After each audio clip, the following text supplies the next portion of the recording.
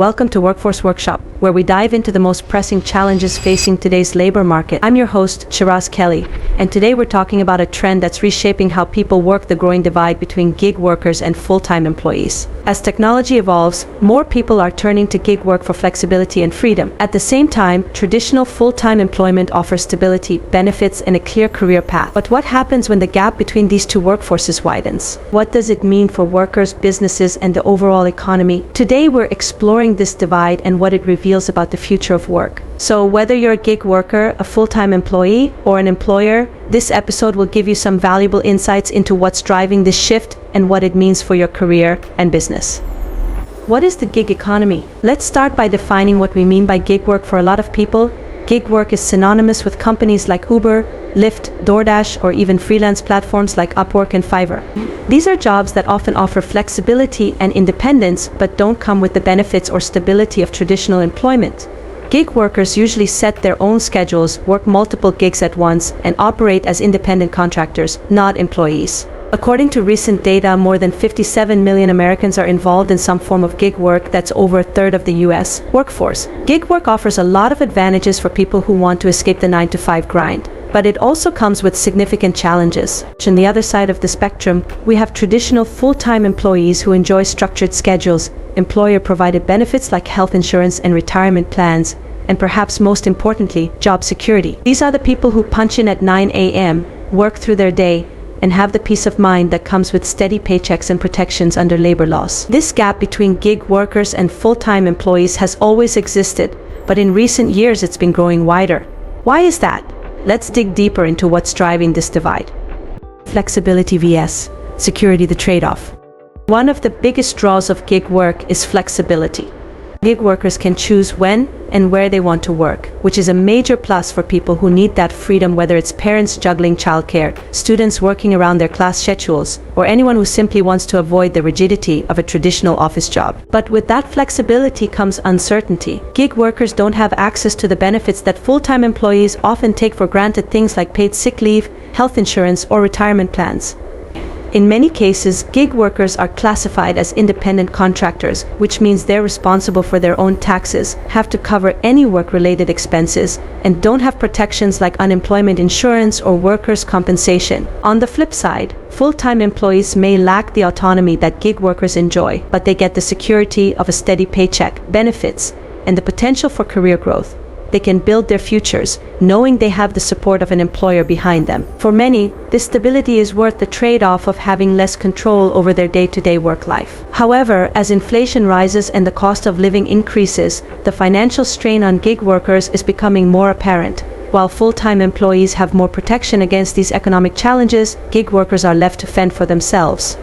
The economic impact of the gig workforce. The rise of gig work isn't just a trend, it's reshaping the entire economy. For businesses, gig workers offer a way to cut costs and increase flexibility. They can hire workers on demand without having to commit to long-term contracts or pay for benefits. In some industries, this model has become incredibly popular. Think of delivery services, rideshare apps, and even freelance writing or graphic design. But here's the flip side. While gig work benefits businesses in terms of cost savings, it also creates a two-tiered workforce. Full-time employees are often treated as the backbone of a company, while gig workers are seen as disposable. They're brought in when demand spikes and let go when things slow down. This can create a divide in terms of pay, job security, and career development opportunities. What's more, gig work tends to be less regulated. Since many gig workers are classified as independent contractors, they don't have the same labor protections as full-time employees. This has raised concerns about worker exploitation. Gig workers are often paid less than full-time employees, even for similar work, and they don't have the same ability to organize or push for better conditions. And then there's the issue of wage stagnation.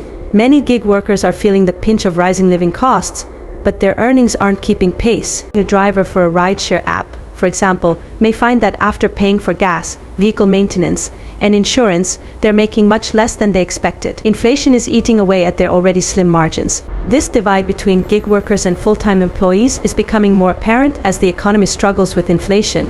And as the gig economy grows, so do the challenges that come with it. The role of technology and automation. Let's talk about another major factor driving the gig economy: technology.